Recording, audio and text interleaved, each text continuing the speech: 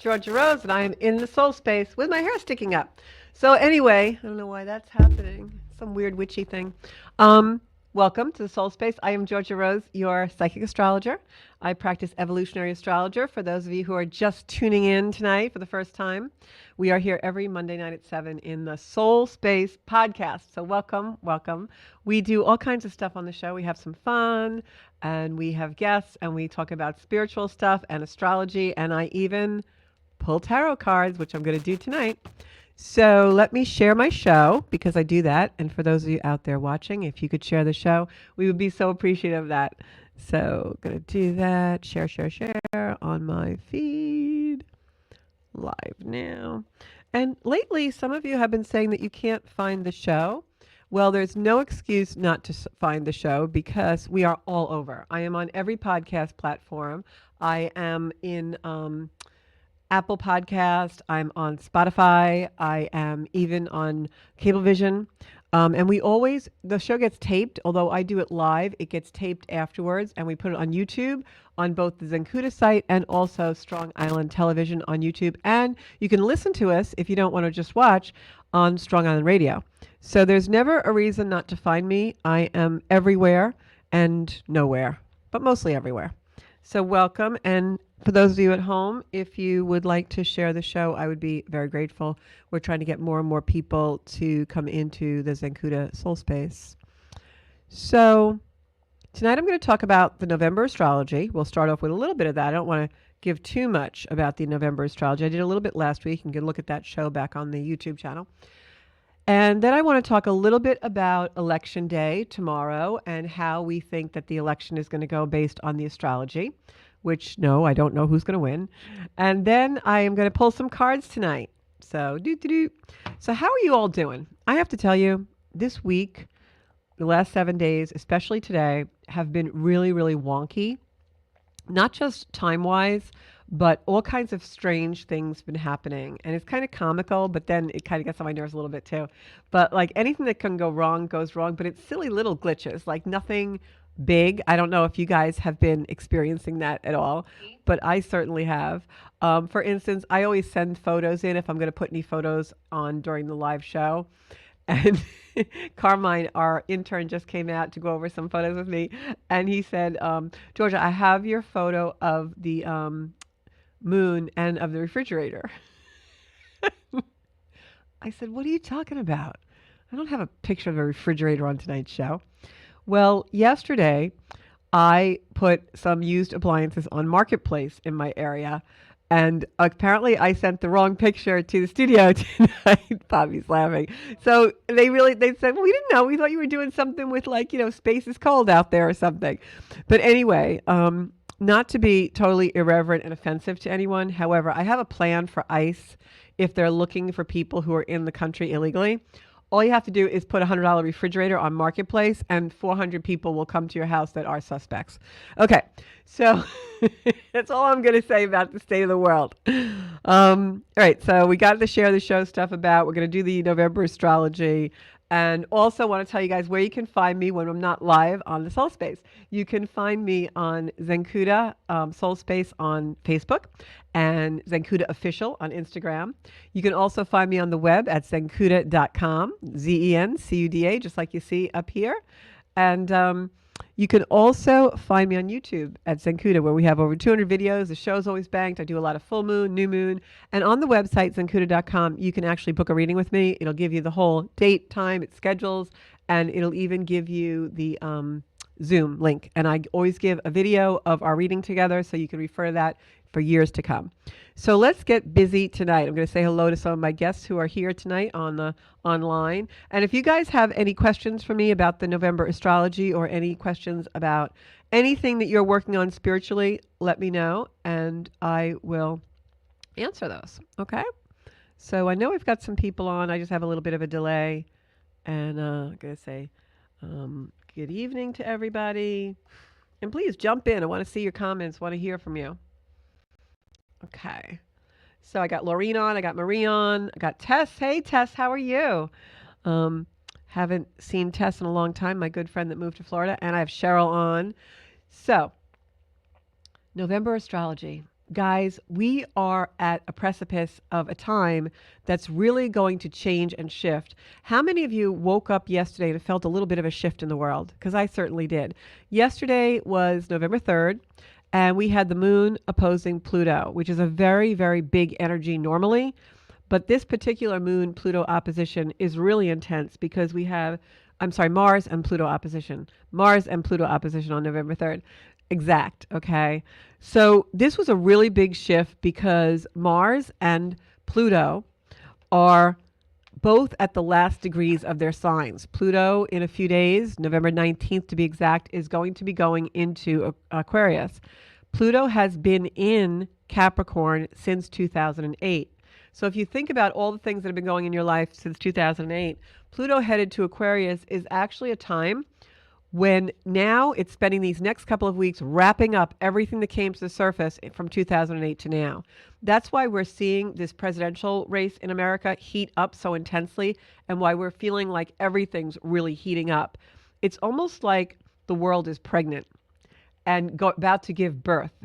And you may be feeling that in your own life as well because things are really starting to become bigger and like a balloon that's going to burst almost. And that's because at the end of Capricorn, as I said, Pluto's wrapping up all the years and all the things that it started since 2008. What are some of those things? The crumbling of structures, government, schools, financial markets, all those things. We've seen great shifts in that. So now, from now until November 19th, those things are going to really come to a head. And the election in the U.S. is very symbolic of all of those things. We're ready and pregnant for a change. We need to give birth to change. The question is, who's going to bring the change? Kamala Harris or Donald Trump? Who knows, right? Only time will tell. However, that new moon in Scorpio that we had on Friday really set in motion a lot of revelations. And for some of us, that means really deep things coming out from the vault of our lives. We're being shown where we need to heal. We're being shown how to do things differently and new perspectives. And that's what Pluto going into Aquarius is all about. It's about pioneering, giving us a new perspective and showing us new ways of doing things, not only in our own personal lives, with our relationships and our situations and even our health, but it's also showing the world new ways of doing things and being pioneering. In these next several years, when Pluto is in Aquarius, which is until 2036, I'm sorry, 2046, it's going to be over 20 years that Pluto is in Aquarius. And during this time frame, we are going to see a tremendous amount of artificial intelligence, a tremendous amount of technology, healing, sound healing, new modalities for healing. Pluto in Aquarius is all about our evolution in science, in it's an air sign, so it's all about the way we think. It's very mercurial. And it's ruled by Uranus, which is sudden, shocking surprise. So the fact that this election is happening so close to this planet egressing into a sign and an archetype that is all about newness and pioneering and uniqueness. And, you know, the purple dinosaur is Aquarius. It's accepting our own individuality. It's community. It's coming together in unity. Those are all the symbols of Aquarius archetype. So when you think about that, our future is very promised. And that's why it's almost like the world is pregnant, because think about those last few minutes when you're going to give birth, you know, when you're going to have a baby and all the people around you are excited and something's going to happen and there's this optimism. Well, we feel that in the world right now, whether you're for one candidate or the other, whoever you are deeply invested in, you're starting to feel optimistic that there's going to be a win. But what will happen? So I'm going to dive a little deeper into that. But first, I want you guys to know that today, on the 4th of November, we've got a couple of things happening as well. Mercury went into Sagittarius today, which is actually going to change the energy because Mercury going into Sag, it's been there, it's actually moved there on Sunday. That changes the way we think and feel. That brings also optimism. When Mercury, which is the sign of our minds and the way we think and the way we relate to things intellectually, goes into Sagittarius, that is an energy of thinking with a broad brush. It's like, looking at things from an eagle perch and seeing things with a much broader perspective. Mercury in Sagittarius is also all about the truth and honesty. So that's something that's really going to be a change, right? We don't see a lot of truth and honesty in the world right now. We see so much chaos with the truth and with honesty that we don't really know what to believe. And the only way to know what to believe is to go within, measure everything against our own intuition, our own soul, and our own heart, and we know what's true. So Mercury in Sagittarius is going to make that energy even more broad because it's going to bring that seeking of the truth down into our intellect. Our brains are going to kind of have a radar system that knows what's true. For those of you who've ever met a Sagittarius or have Sagittarius energy in your chart, you are not only about the truth, you are the truth. You want to be the truth. That's how Sagittarius is. But Sagittarius is also an energy that can be, real ideology and really someone who's entrenched in a certain way, that their way is the truth and there's no other truth. So that's going to be a very interesting dynamic to see play out in the weeks to come. Also, later on in the week, we have Mars entering Leo. Mars entering Leo is very different than Mars in Capricorn. And bear in mind that we have this Mars-Pluto opposition happening right now, which I'm going to talk a little more about. I talked about that a lot last week, but I'll give you a little summary on it. So Mars and Pluto, when they're in opposition, Mars is the god of war. Mars is our aggression, it's our action, it's our assertion. And Pluto is our soul's desire, but it's also dark and can be mysterious. It's also, Pluto is something has to die to be reborn. So you take that against the god of war, and it can actually be a warlike symbol. It can also be a lot of unrest, a lot of volatility. And we have Uranus very active in the chart right now, which is that sudden shocking surprise factor. So is this a good energy? Well, it's going to be a wowza energy. It's going to be an energy of shock and surprise. When I put all this in a blender, what do I think? Well, quite frankly, tomorrow's not going to be any decision.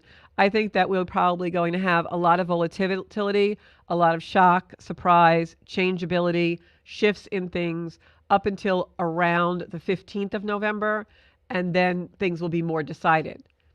That being said, I also think with a sky like this where we've got Mars opposing Pluto, Leo, and Aquarius, you've got fire and air. Leo is fire, it's solar, it's sun. Aquarius is Uranus, sudden shock, air. What happens when air and fire meet? Well, sometimes air feeds fire, right? So this is a time, these next few weeks, when, things are going to escalate. Things are going to be accelerated.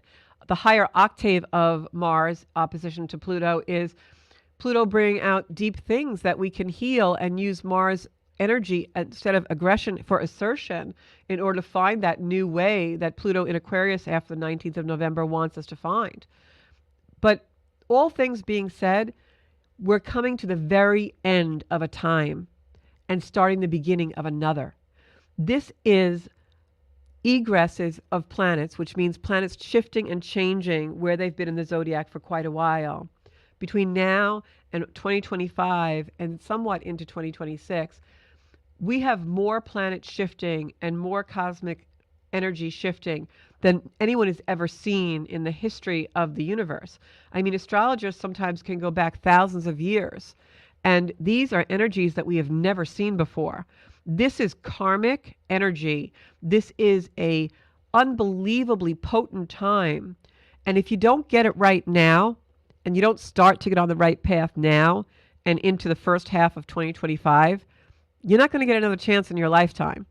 Because right now, the universe is supporting and propelling us to do what our soul's desire is. That's why we're all in the soul space tonight. So this is a really serious time. You've got to clear the guts out. You've got to clear out all those things that are holding you back from living your path. An astrology reading is a great way to figure that out. It puts you in touch with the connection that is your soul space. So that's why the series of episodes that I've been doing and will do until the end of this year is all about creating change in your life. This time is so potent. It's incredibly, I don't even know the word. It's just incredibly exciting to look to the future and know that almost everything that we are dealing with right now is going to change. And, the universe and the power that created us, whether you believe that to be God or angels or aliens or fairy dust or whatever it is for you, there's no right or wrong belief system. It's just you have to have a belief system in order to have a foundation in your life. And so, whatever your belief system is that gives life meaning for you and that has created an energy that had created everything that we are, that energy doesn't bring about change for us to suffer or be in detriment or be in deprivation. That energy brings about change to bring us to a higher evolution. And that's what this energy is about. It's the end of one phase of the evolution of mankind and the beginning of the next. And if that sounds very lofty and almost crazy, I know it does, but it's the truth. Mercury in Sagittarius, it is the truth. But we have to be that energy. And we can create change by stepping into that energy and being the truth of that. Or we can continue to do things the same way over and over and over again, creating more deprivation, more harm, and more dense energy in the world. So it's up to you what you're going to create in your life, and up to me what I'm going to create in my life that's going to bring about the change that we need to see in the world, right? So I wanted to go over a little bit with you all because it was just so interesting to me that this U.S. election is Pluto's last chance to finish what it began in 2008. And if you really contemplate, on your drive to work tomorrow or on your drive taking the kids to soccer, really take a few minutes, turn the radio off in the car and really think about what's gone on in the world since 2008, right? This is Pluto's last chance to really get that energy all tied up and bring what we need to bring forward into Aquarius for the pioneering change and the transmutation of that dense energy into a healthier place. This is the reconstruction, right? Death and rebirth. The world is pregnant, right? So that new moon energy of Scorpio on the 1st ignited a lot of this. And now Mars opposition to Pluto, because Pluto rules Scorpio. It's all that same kind of energy. Death and rebirth, something has to die to be transformed. That is the energy that we're really going to be in now for a while. And it's also the energy that's going to ramp up what goes on in the world. However this election comes out, guys, and I hope I'm not boring the people who watch this show. I know we have Australia watching and Ireland watching and South Africa watching. I don't want to bore you guys, but however this election comes out, there's going to be a large faction of opposition to that. Stay out of it. Because that's the old way. The new way is embracing change, saying, well, maybe this isn't what I believe, but maybe there's a reason people believe this. Let me ask some questions about what it's really about. Whenever we have opposites or polarization, the way to integrate the energy is to ask questions. So maybe we all need to kind of take a deep breath. Obviously, some of this is left to fate. Take a deep breath. There's someone up there controlling everything, all right, orchestrating for us for our best interest. So maybe we need to take a deep breath and step out of that oppositional kind of mindset and go into a mindset that, well, whatever happens, how can I make the best of it? How can I bring my life forward with beautiful energy of love and expansion and evolve myself in the parameters of what's going on in the consensus around the globe? And that's really where it's at. A lot of that is also charity work, come out of the resistance and the aggression and do some charity work, help people. We're all unified. No one's left out. That's what Aquarius is about. Aquarius is everybody in, nobody out. Community. So Mercury's into Sagittarius, Mars went into Leo, change, right? Now we have Mercury in a fire sign and Mars in a fire sign. That's why things are heating up. On the 19th, when Pluto goes into Aquarius, it's air. It's going to feed the fire, babies. All right? So get it right now. You won't have another opportunity where the universe is supporting you in all the change you need to do now. All right? I know it's scary, but that's part of Pluto. Pluto brings out all of our deep fears, so we have to look at them. It's like when you're a kid and you think there's something under the bed. Something's going to be under that bed until you get out of bed and look and you see nothing's under the bed. So just do it. Look under the bed, guys. All right? I'm trying to do that now in my own life. There's a time of great change that is upon us. definitely. I wrote that down, underlined it twice. So now what I thought would be really, really interesting would be to talk about a little bit, not too much because I want to go to cards in a few minutes, to talk a little bit about the Kamala Harris and Donald Trump charts right now as we go into the actual voting. All right. And there's really, you can't look at their charts and not know that this has all been preordained and for a reason. I'm telling you right now. Kamala and Donald Trump have certain aspects that are right on top of each other if you laid their charts over each other in very, very strategic ways. These are two souls that were born to be interlocked. And there's an opposition in their chart that is actually like they've been locked together in a battle or in a mission. They were meant to be opponents. They were meant to also do this together. And you can think of that as opponents, or you can think of that as they're both together in this, right? They're both, although they have the same path, really, they're to the same ends, right? They're on the same road to the end. They're locked together, right? They're both in this battle together. And the aspects that they have is, and I wrote this down because it gets a little tricky, but Kamala Harris, her ascendant, which is her rising sign, is at 24 degrees of Gemini. Donald Trump's sun is at 22 degrees of Gemini. What does that mean? It means that any aspects that cross that portion of a chart, which, every day the planets are moving. And right now, Uranus, that planet of sudden shock and surprise, is in Taurus on some of their planets.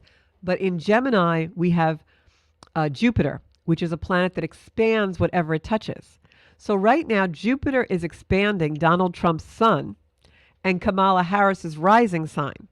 Now, our sun is our solar light. It's our personality. It's also the way the world sees us, which is why Donald Trump has been, coming up in the polls. Jupiter is right there expanding his solar energy of his sun. But it's also on Kamala Harris's ascendant, which is our personality. Our ascendant is who we are becoming. So when you look at those aspects in both charts, it's like, wow, this race could go either way because they've both got Jupiter, this planet of expansion, expanding very important areas of their chart, of their person, of their soul space that would need to be expanded for a win. But there's more. Kamala Harris's North Node is on her ascendant. The North Node is our future. It's where we're headed in our life. The North Node is always directly opposite the South Node. So that her South Node is at 25 degrees of Sagittarius, and her North Node is at 25 degrees of Gemini. Now remember, Donald Trump's sun is there, right? Kamala Harris's ascendant is there. So Kamala's nodes are right on her ascendant. Meanwhile, Donald Trump can't make this stuff up. His nodes of the moon are at 20 Gemini, right on his sun. Now, what does that mean? Well, it's an aspect that shows they both were born during an eclipse. Yeah. Now, that's not that rare, but it's pretty rare to have two opposing candidates for president with their sun and their rising sign right on top of each other and their north nodes right on top of each other, right, in the same signs. And then have Jupiter right in that area of their chart. So Jupiter is hovering over both of their nodes, which means that Jupiter is expanding their future. In what way? I don't know. This could mean anything. It could be actually that these two are like co-joined astro twins. No, it's ridiculously uncanny. That's why they're neck and neck, because the universe is giving them both the same propulsion, the same energies. Now, of course, they'll be used differently in each chart because Kamala is a Libra sun. Her sun is at 27 degrees of Libra. The North Node is transiting Libra right now. But it's already passed over her sun. It's on the other side of that sign. However, she also has Mercury right now at 2 degrees of Sag transit. Remember, Mercury just went into Sag. So Mercury is going over her ascendant. Now, Kamala also in her chart has Mercury on her natal sun, which is why sometimes she has a hard time speaking. It's almost like her mind works too fast and she comes off as not being that together. But that's very common of people with sun Mercury. We call it a Kazemi. So she is very intellectual. She just doesn't always come across like that because it's almost like her mind works too fast for her mouth. Many people have that type of thing. And being in Libra, she always wants to be the diplomat. She doesn't want to take a stand on things. I know people complain that she doesn't talk about the issues. Well, she's a Libra. Libras don't want to talk about anything confrontational. They don't want to make a decision. They want to be the diplomat. Whereas Donald Trump's sun is in Gemini. He sees all the information and wants to talk about everything. That's why his talking style is sometimes he doesn't finish a sentence because he's on to the next thing already. So there, if you look at that energy, it's like they have a lot of the same energies. They just come out interpreted in communication differently for each person, which is very, very interesting.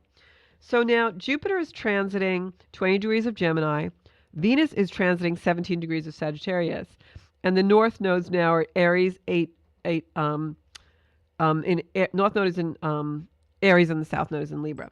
So I'm sorry, before I said north node, I meant south node was in Libra. So that's in Donald Trump's 8th house and Kamala Harris's 2nd house. So what does that mean? It means that this is destiny for both of them. I don't know what's going to happen. I had made a prediction earlier, which sounds crazy to everyone, where I think that it would not be strange to me if I woke up one day a month or so from now and whoever won the election was giving a position to the one who didn't. Wouldn't be totally strange to me. I know it's strange to all of you guys, but that's just how the energy works. It's like they are so intertwined. They're really like cosmic twins. So here's what I think about the energy. Here's what I think is going to happen. I'm going out on a limb here. I'm nervous. Okay. We're not going to have a winner tomorrow. I think we'll have a winner sometime before November 15th. I personally think that whoever the winner is not going to be president for very long. I also think very strongly when I look at Vance's chart that he is going to one day be the president sooner than people think. That's what I think. Whoever wins this particular election, I don't think they'll be holding the seat very long. I think that somehow we have different people in office because the astrology right now is all about deep, huge shifts. This is everything flipping over and shifting. I don't see either one of the candidates doing that, embodying that. Not right now, anyway. And as we get more into that Aquarian energy, we've also got, Neptune going into Aries, which is more fire. We've got Saturn going into Aries, which is more fire in 2025. We've got Uranus going to go into Gemini, which is more air in 2025. Everything shifts. Everything shifts. By the end of 2025, middle of 2025, we're all going to be in such a different place. Donald Trump wants to make things better by using ways from the past. Kamala, I don't know. Does she want to keep things kind of the same? I don't know. So I don't see either one of those candidates bringing us into a really hugely changed, definitely different shift of a future. I think things are going to get so much better across the globe because of these energies. It'll take a little bit of time. This is not something that happens in a day. These are energies that come through over the course of many, many years. Pluto's going to be in Aquarius for a long, long time. Once Uranus goes into Gemini, it's going to be there for a long, long time. But it's just so interesting that we're at this time in the zodiac, where we have never been before, with two candidates to become the leader of the free world whose charts have such interchangeability. It's unbelievable. I will tell you right now, Kamala and Donald Trump have had many lifetimes together. This could be a resolution of that karma. I don't know. But I will tell you that it's very, very rare that you see two charts like this. It's almost as though if they were a couple and someone came to me for what we call a composite reading on two charts where I look at the relationship and I can tell you exactly the interaction and the purpose of the relationship. If you looked at these two, it's absolutely destined that they would meet and be somehow deeply, deeply entwined. It's just crazy stuff. I'm telling you. It's unbelievable. So I'm going to go to some comments and then we're going to go to cards. All right. So happy Monday to you too, Marie. Too funny. I know. I'm telling you. The refrigerator thing. Hi, Cheryl, Gina, John. I got Renee. Hey, Renee. Tony Carlimi. Kim Murray. Yeah, it's an interesting understanding of true truth. That's for sure.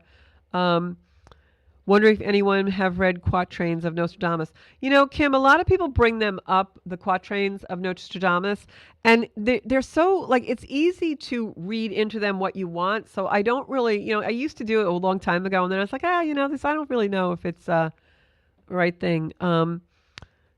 But interesting that 2008 was a recession here in the U.S. Yes, that is one thing. I don't like to comment on this stuff because I'm very careful of what I put out in the universe. But I do believe the financial markets are going to greatly shift now, greatly shift. I think what we use as currency is going to greatly shift. I also think that the way we trade and the way we do things is going to greatly shift, and world power is going to greatly shift. In 2019, I did a lot of videos and I kept telling people we're in the beginning of a new world order. We're in the beginning of a new world order. Now we're in more into it.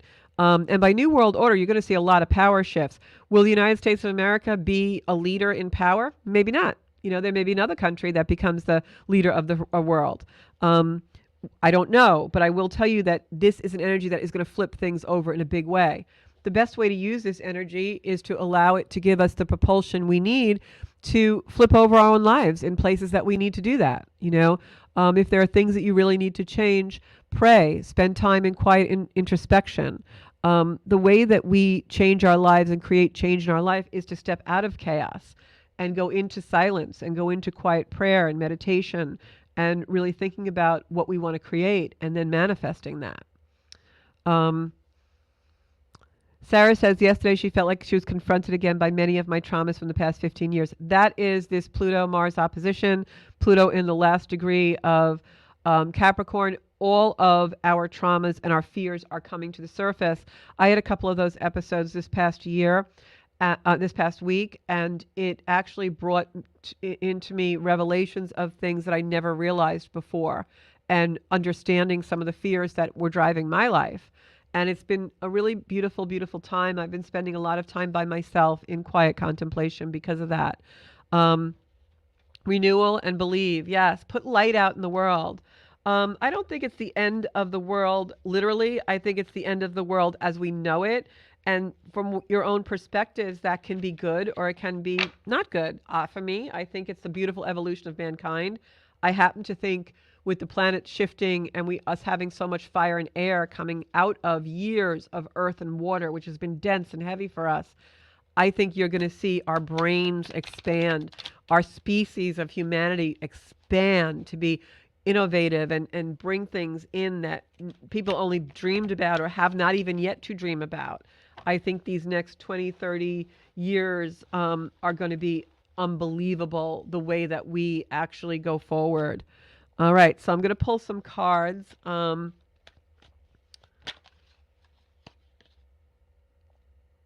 I'm not, I know some people put a few things in the, I try to stay very, very neutral about my comments and things, especially during elections, because I will not spread hate. I will not spread vitriol about anyone on the planet. I don't care who they are. And we won't be tolerating it in the soul space. So please don't start going into all the political things. Your soul doesn't know anything about politics. Your soul doesn't know anything about the money you earn. Your soul doesn't know anything about your career. Your soul doesn't know anything about the guy who cut you off in traffic. Your soul wants to spend time in much deeper things than that. Okay? And that's why we do the soul space. And that's all I'm going to say on it before my Sagittarius rising gets fired up. Okay. So just shuffled. I am going to pick a card for, I'm just going on. You know what? I'm going to pick a card for Tess because this is our first time watching. So we're going to pick some cards for you. Okay, Tess. We have the Seven of Wands. The Seven of Wands is an action card, which means that there's action happening in your life. Oh my gosh, you got more wands. And a Nine of Wands. When I pick wands like this, it means that you're going through a shift, a busy time. If you look at the first card, it's a competitive kind of card, like you're still in a little bit of battle. Wands are the action, right? You're pushing something away, maybe trying to get new stuff in. And then the second card that we pick, if you look, that's also a card, wands, but look at all the new growth on the staffs or the wands. That's indicative of you coming through, that goodness is coming, abundance is coming. And the last card is the Emperor, which means that you are triumphing over whatever this action is. I feel in the first card that you were triumphing because all these staffs and obstacles, you're beating them down, you're overcoming them because you have this beautiful golden light, golden shirt. And then in the second one, you can see you're almost resting. You've planted those victories and there's growth coming in. And now here you are, the emperor on the throne. And when you look at the emperor on the throne, you can also see the ram's heads on the throne chair. That's a Aries sign, which is new beginning, 0 degrees of Aries. We're going to have a transit this spring in 2025 where Saturn and Neptune meet up at exactly 0 degrees of Aries, and it's a beautiful conjunction, which has not happened since December of 2020. And that is very symbolic of all new energy and the beginning of tremendous abundance and a whole new way. Like it's almost like the world turns over and it's a great starting point. So, whatever you're working on, remember that it's coming to abundance and fruition. Keep your thoughts really pure and clear. And I'll bet you by spring of 2025, you're going to feel uplifted. You're going to feel just a renewal of even your perceptions and the way that you actually look at things in life and the way you have conversation. Things you pursue are going to be different. It's really going to be a very, very interesting time for you. So let me see who my next person I'm going to pick. I'm going to pick Christine Musi Ubrano. I did a reading for Christine not too long ago, and I think she found it meaningful. If anybody wants a reading, just go on zenkuda.com. We go over your chart. And most of the time, once I do a reading for somebody chart-wise, they will come back every few months so that we can do their progressions and their transits and really, get things going. So, Christine, you've got the Death card. Now, this is a great card because we're in that something has to die to be reborn, finishing a 15-year cycle. So this to me really means that you're letting go of the past. Whatever needs to be buried and released is so that you can have rebirth. There you go. The King of Pentacles is here. And the King of Pentacles is all abundance. Look at all the pentacles. You can see on his robes all the flowers. The King of Pentacles is very indicative of abundance coming in. So let this go. And if you look at this, you'll see that the Death card, it actually has like a wizard, right? That's by the horse over here. So it's riding into the new beginning, releasing and going forward. And look, the Emperor card came out again, and I put it in the middle of the deck and shuffled. So again, the abundance, the ram's heads, charging into a new beginning. These are great cards for everybody tonight. It's very indicative of the energy. The only thing I will tell you is that this King of Pentacles for you, Christine, all this golden light around it, the thing about the King of Pentacles is it's business. It's the three-dimensional world. So you got to work it, So make sure that you are doing whatever you need to do to show the universe what you're trying to manifest. This is not a time to be lazy or rest on your laurels.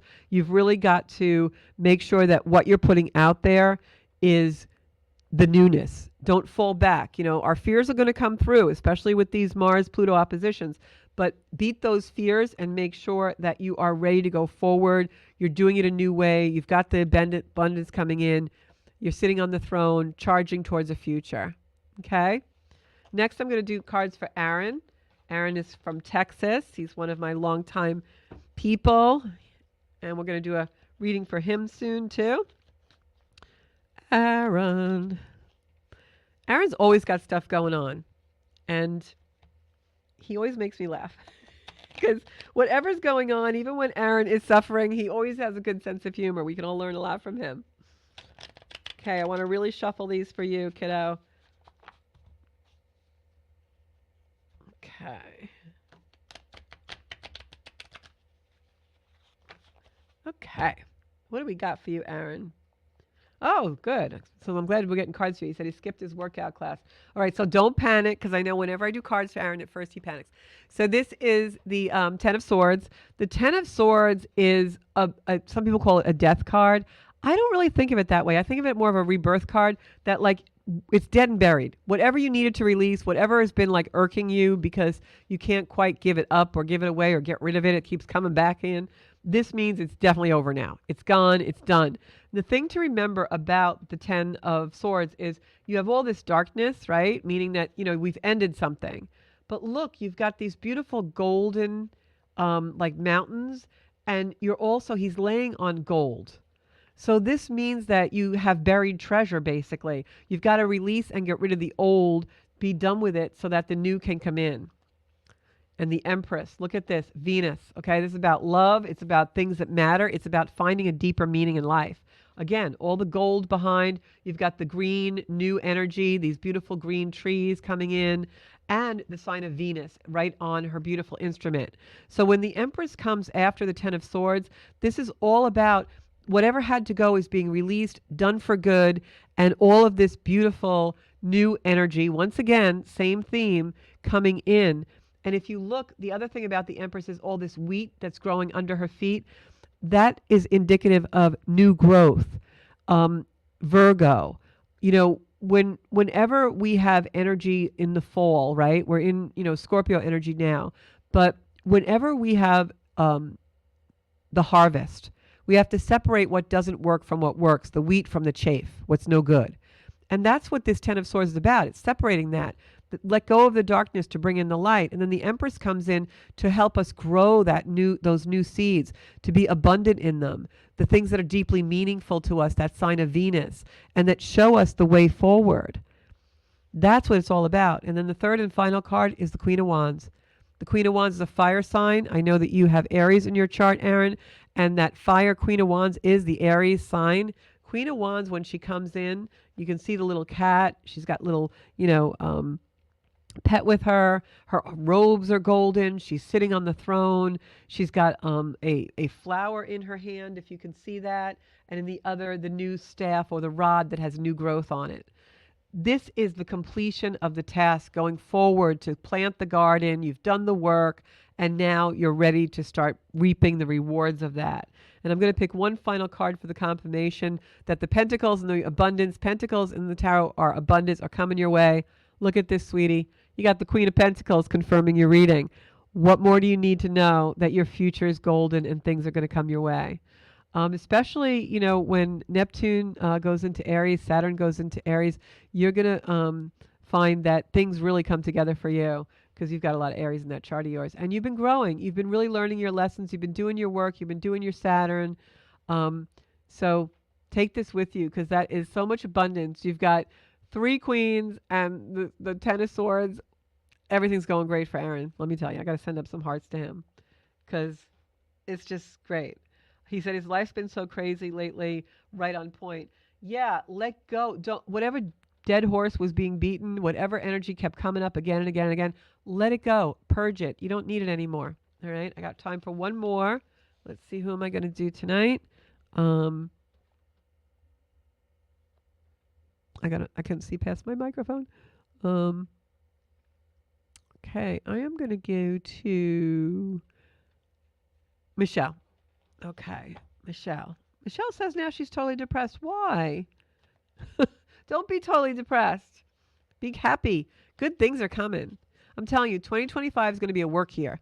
2025 is going to, when you see a lot of the shifts coming in, it's not going to be easy. It's going to be a lot.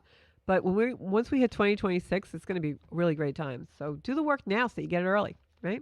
Okay, so Michelle. Ooh, all choices for you. This card is a card of choice. It's a card that shows where, thank you, Carmine, great shot. Let's leave it close up. This card shows that you have too much going on and too many choices to make. Whenever this card comes up in a reading, it's an indication that we want to go into a quiet space and really start to think about what's meaningful for us. We're getting too emotional. That's why there's all this water and blue at the bottom of the card and why we're in darkness and all these choices have become highlighted for us. We want to go back and making us the highlighted parts so that we can make a choice. And this card also symbolizes very much the same thing. When we have the star card in the deck, and it's unbelievable, I'm getting so many major arcana cards tonight. It's wonderful. The star card is indicative of all the stars around you and abundance, again, coming in, good things, graces, blessings. But you've got to balance. You've got to be in the material world, one foot in the material world and one foot in the spiritual world, which is what this beautiful pond indicative of. This is also the Aquarian card, which we've talked about a lot tonight, because Aquarius is known as the water bearer. It brings the water. It's an air sign, but it brings the water. What does that mean? It means that it refreshes and it renews. So all of these choices, sometimes it becomes that the choice itself becomes overwhelming. So you want to let go, release the process of making the choice that you've been going through. Go back into the spiritual, keep one foot in the material so that you can make that choice. But instead of being confused by it, ground into that beautiful water, that renewal, that refreshment to find the choice that you need to make. And here it is. I couldn't make this stuff up. This is the hand of God showing you the right way and the right choice that you need to make. All the other choices are on the bottom, all these cups, and you're being given it. But the thing is, right now, you don't see that the hand of God is showing you what to do because you're in this and you're overwhelmed and you're like, oh, la, la, la, la, la, la, la, what am I going to do? What am I going to do? Quiet contemplation, spiritual, connect, above as above, so below. Let Aquarius bring the water, the refreshment, and then you're going to see the choice, the divine choice the hand of God is giving you to make. So find a tree and sit under it and take some quiet repose. Okay, sweetie? So that is the show for tonight. And what I'm going to ask, like some people in the comments, like, please stop making political comments. This is not a political show. Spreading hate and vitriol and negativity all over my show is really not the way to go because we will ban you. All right? So we'll do that in a very loving and kind and neutral way. As I said, the soul doesn't know about this stuff.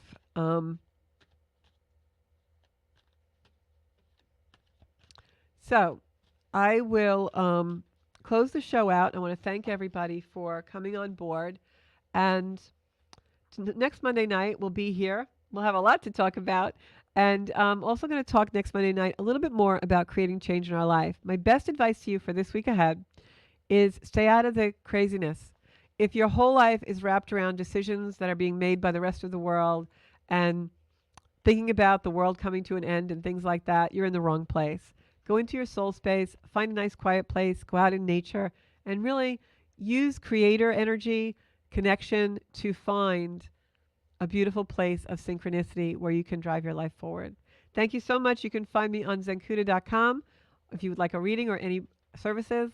And you can also find me on Zenkuda on YouTube if you'd like any more videos. And also, you can find me on social media at Zenkuda Soul Space on Facebook and Zenkuda Official on Instagram. Thank you so much. I wish all of you love from the bottom of my heart. And let's just say a really quick, quiet prayer for our country tonight as we put our heads on our pillow later, that the best outcome possible for all of us happens and that we accept whatever that is in a loving and kind way. Thank you so much. I'll see you all next week, 7 p.m. right here in the Soul Space.